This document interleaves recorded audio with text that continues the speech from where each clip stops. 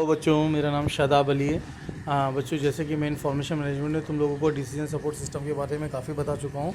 तो मैं last year question paper बच्चों इसे देख रहा था तो मैंने देखा था कि बेटा component of decision support system के बारे में भी पूछा गया है। तो डिसीजन सपोर्ट सिस्टम पता ही होगा, मैनेजमेंट सपोर्ट सिस्टम का एक बहुत ही इंपॉर्टेंट कंसेप्ट होता है बेटा। और जो MIS,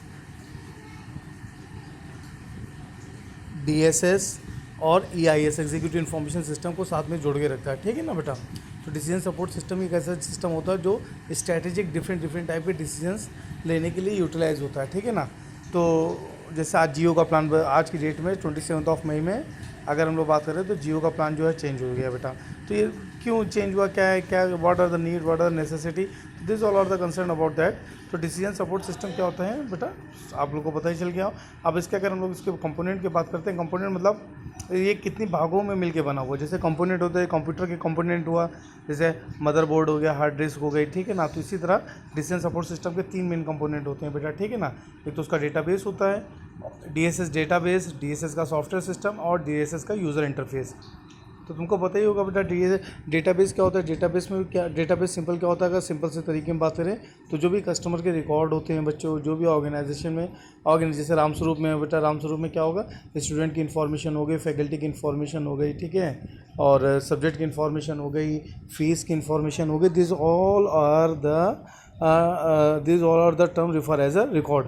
जो भी रिकॉर्ड होते हैं वो डेटा के फॉर्म में स्टोर होते हैं, और जो भी रिकॉर्ड डेटा के फॉर्म में स्टोर होते हैं वो कहीं ना कहीं जाके डेटाबेस के तरीके से स्टोर किए जाते हैं, ठीक है ना। और डेटाबेस तुम्हें पता ही होगा बेटा, एक सॉफ्टवेयर होता है जैसे हमारा ओरेकल होगा जिसमें तुम लोग लैब करते हो। दूसरा क्या होता है बेटा, सिस्टम सॉफ्टवेयर होते हैं। सॉफ्टवेयर सिस्टम होता है, सॉफ्टवेयर सिस्टम किसको बोलते हैं बेटा, जिस पे ये रन करता है। सॉफ्टवेयर सिस्टम होते हैं, वो सॉफ्टवेयर सिस्टम होते हैं जिस पे ये रन करते हैं, ठीक है ना। और यूज़र इंटरफेस क्या होता है, यूज़र इंटरफेस क्या होता है कि जैसे student as a user, faculty as a user, organisation member as a user, जिसके थ्रू वो सॉफ्टवेयर सिस्टम चलाए जाते हैं, ठीक है ना। जैसे ERP हो गया, बात समझ में आई। तो ये इसके 3 मेन कंपोनेंट होते हैं बच्चों, ठीक है ना। तो DSS के 3 मेन कंपोनेंट होते हैं। DSS का डेटाबेस हो गया, देखो जैसे कि नाम पता ही होगा, ये लिखा ही हुआ है, it contains data from various sources including internal data from the organisation, the data generated by the different application and the external data mined from the internet etcetera, ठीक है ना बच्चों। The decision support system database can be a small database or a standalone system or a huge data warehouse supporting the information need of an organization. To avoid the interface of decision support system with the working of operation support system, the DSS database usually contains a copy of the production database. ठीक है बेटा। तो जो lab में करते हैं, जिस भी लैब में जो आप लोगों ने रिकॉर्ड किया वो बनाते हैं, वो सब हमारे क्या होते हैं, डेटाबेस में ही हम लोग काम करते हैं। दूसरा क्या होता है, DSS सॉफ्टवेयर सिस्टम क्या होते हैं बेटा, जैसे लिखा ही हुई नाम, it consist of various mathematical and analytical model that are used to analyze the complex data, thereby producing the required information. A model predicts the output in the basis of the different inputs or different condition, ठीक है ना। जैसे अभी आजकल बहुत ही ज़्यादा difficult time चल रहा है, तो डिफ़िकल्ट टाइम में सब लोग देख रहे हैं कि अलग अलग मॉडल यूटिलाइज़ करके, अलग अलग मॉडल बनाकर हम लोग को कोविड-19 को किस तरीके से रिड्यूस कर सकते हैं, ठीक है ना बेटा। तो ये हमारे क्या होते हैं, DSS के सॉफ्टवेयर सिस्टम्स होते हैं, ठीक है। तो a model predicts the output in the basis of a different input और डिफरेंट कंडीशंस और finds out the combination of condition and input that is required to produce the desired output, ठीक है ना। और डिसीजन सपोर्ट सिस्टम में compromise, ठीक है ना, different models where each models perform a specific function. The selection of a models that must be included in a decision support system family depend on user requirement and the purpose of DSS, ठीक है ना। अब यहाँ पर देखो एक चीज़ थोड़े note करते हुए बताइए कि जो DSS सॉफ्टवेयर होते हैं वो केवल प्रीडिफाइंड मॉडल पे ही काम करते हैं, using which new model can be build to support system जो स्पेसिफिक टाइप ऑफ डिसीजंस, ठीक है ना। यानी जो सॉफ्टवेयर सिस्टम होते हैं वो उसमें बिना डेटा के सीधी सी बात है काम नहीं करेगा, ठीक है ना बच्चों। फिर उसका sum of the commonly use mathematical statistical model are as follows, जैसे स्टैटिस्टिकल मॉडल हुआ, आपने देखा होगा स्टैटिस्टिकल मॉडल होते हैं जिसमें सारे स्टैटिस्टिक्स दिखाते हैं, वेदर फोरकास्टिंग दिखाते हैं कि कब कहाँ पर किस तरह हुआ था, जैसे उसी पॉइंट ऑफ व्यू से सारी चीज़ें चलती है ना। तो स्टैटिस्टिकल मॉडल में क्या होते हैं, ये बटा स्टैटिस्टिकल मॉडल कहाँ से आया, ये हमारा डिसीजन सपोर्ट सॉफ्टवेयर जो है, जो हमारे डेटाबेस के बाद डिसीजन सपोर्ट सॉफ्टवेयर सिस्टम है, उसका ये पार्ट है, ठीक है ना। तो स्टैटिस्टिकल मॉडल क्या होता है, they contains a wide range of statistical functions such as mean, mode, average, ठीक है ना, deviation etc. These models are used to establish relationship between the occurrences of an event and various factors related to that event. It can, for example, relate sale of product to difference in area, income, season, or other factor. In addition to statistical function, they contain software that can analyze series of data to produce future outcomes. फिर sensitive analysis models होते हैं, जैसे ये कोविड-19 आया बेटा, इसको हम लोग as a sensitive analysis model में रखते हैं, ठीक है ना। तो they are used to provide answer to what if situation occurring frequently in an organisation, society, country, world. बात समझ आ रही है ना। तो during the analysis the value of an one variable is changed repeatedly and resulting changes on other variables are observed very carefully. The sale of a product, for example, is affected by different factors such as price, expenses, and advertisements. ठीक है, number of sale staff, production etc. Using a sensitive model, prices of the product can be changed. ठीक है ना।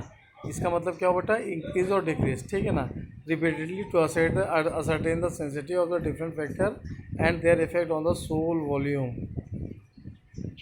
Excel spreadsheet हो गई, ये सब कुछ हमारे क्या होते हैं, प्रैक्टिकली सर्च एनालिसिस टीम होती है। फिर ऑप्टिमाइजेशन एनालिसिस मॉडल होते हैं, इसको भी हम लोग कोविड-19 को पॉइंट ऑफ व्यू से रखते हैं कि जैसे भी बहुत सारे आरोग्य सेतु के थ्रू ऐप मिल रहे हैं, ऐप के अकॉर्डिंगली डेटा मिल रहा है, डेटा मिलने के बाद अब सभी लोग यही कह रहे हैं कि कैसे उस डिसीज़ को ऑप्टिमाइज़ करा जा सके। बात समझ रहे हैं, किसी चीज़ को कम से कम रखी जा सके, ऑप्टिमाइज एनालिसिस मॉडल, ठीक है ना। ये हो गए।